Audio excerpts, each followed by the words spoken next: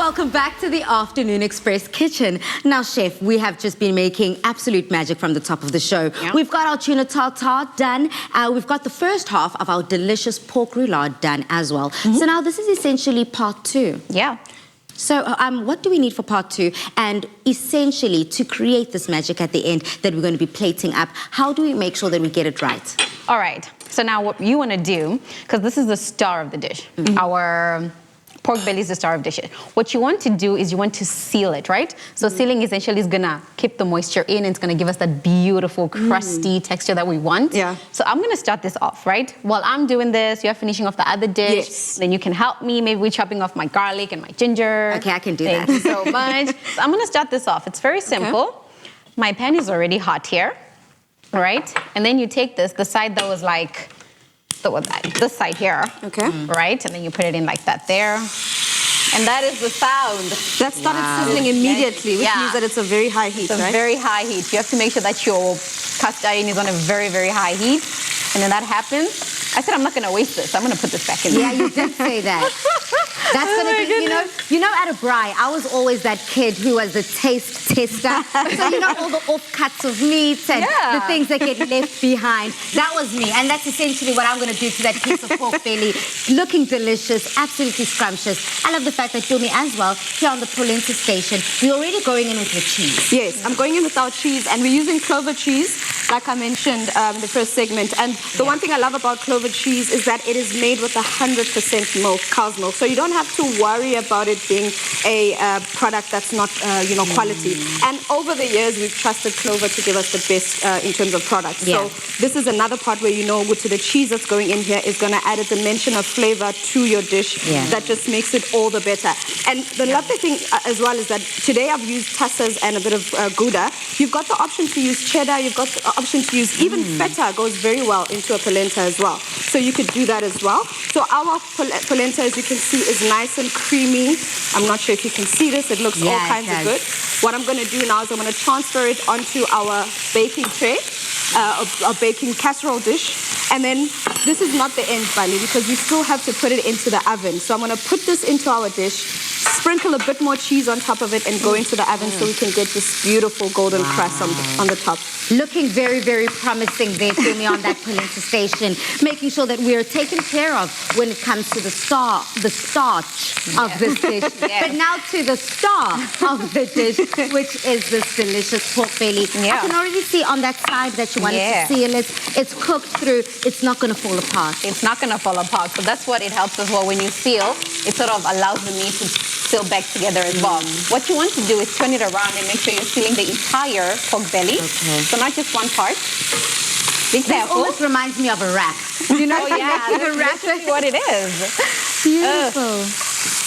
And then over here with the garlic and the ginger, do you just want me to chop it very finely? And where will this go into? Okay. Go into the roulade? So we're going to remove this pot. Since we're working with a one-pot wonder, we're going to remove this and put it on our baking dish. And then we're going to make a sauce for this in the very same pot. Okay. Yeah. Beautiful. So you chop that nice and fine.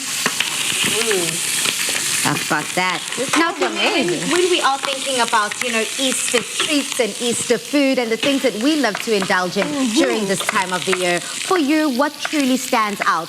Today, we are making a pork dish, but for you, on social media, that's the question. Yes, that is the question, Bali. And I have to say, whenever I think of Easter or holidays that include family, I always think of my mom's recipes. Yes, I'm the chef in the house. I'm the one that's, in essence, a qualified person, but nothing beats a home-cooked meal that your mom has, made with love. And for me, that's all I can think of. And it can be anything, Palisa. I'm not going to say it's the meat or it's the pap. It's everything. Anything my mom makes, you can taste the love in all those dishes. Mommy's girl. So right now, I'm going to remove this because I am happy. Woo, that's going to happen, guys. And that's just that fat rendering. That is just fat rendering, which is completely normal.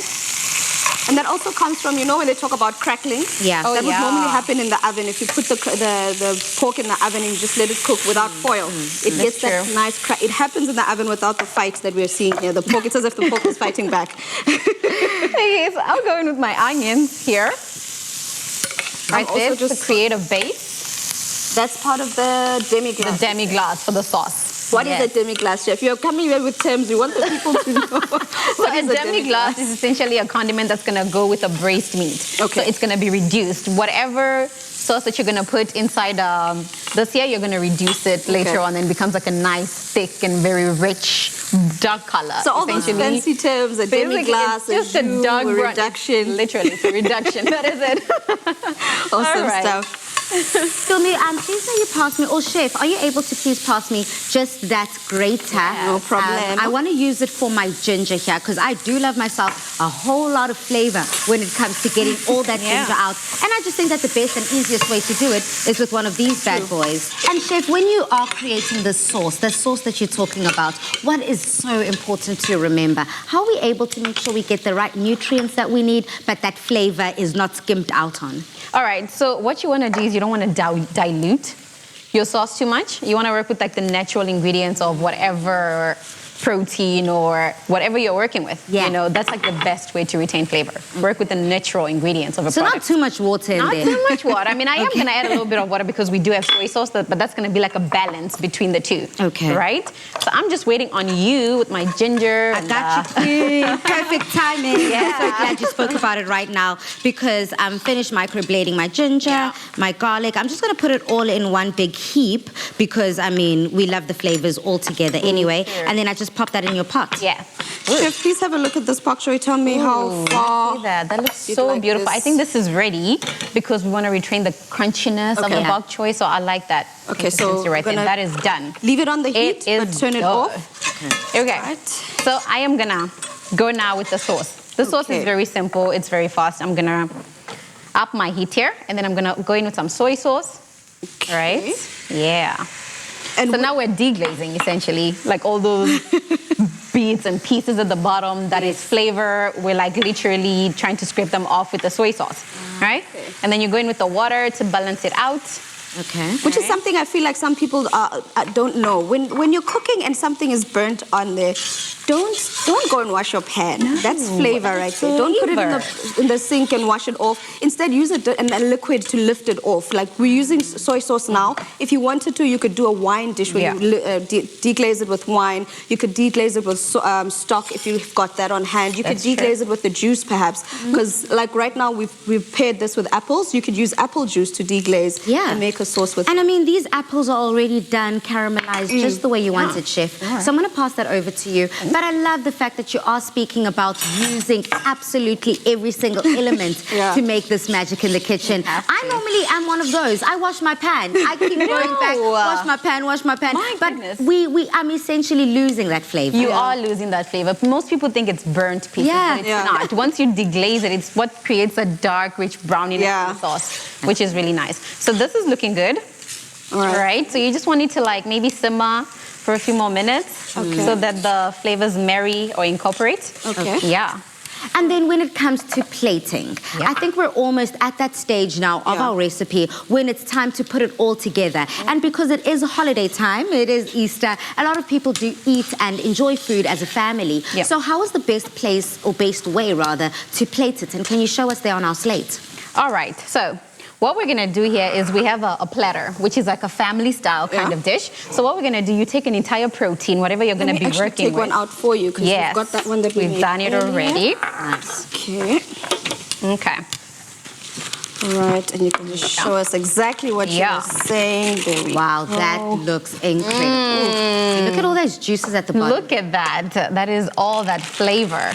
Okay. Perfect. What I want to do now is to get this in there and then we put it in the oven. Okay. Yeah.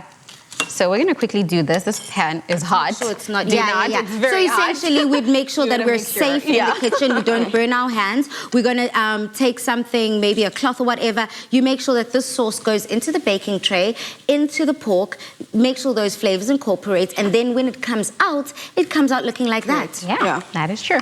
All right, so let's cut this up. This is the best part, isn't it? Yeah. Like, look at that. I'm gonna take this close to me. Sure. Ooh, this looks so beautiful. All right, we always work with our hands, right? Which is okay. So now, this is what you wanna do. You wanna remove those little butcher's twine or the string, as you call it. The string, queen, the string. It's the string. It's a bit, there you go. You cut that all the way cut up, that all the way up. releasing now the meat. There. And look at how it just stands together, it holds together. It's It holds its Beautiful. integrity. Okay, so I'm just gonna, the best part is we already have a lining from that string. Yeah. So you just follow the lining that you have, and you wanna be very nice and very gentle with it. Oh, you're gonna see the middle now. It's gonna be, oh, there it is. Wow. That And the happens. mushrooms are just presented so well. Yeah.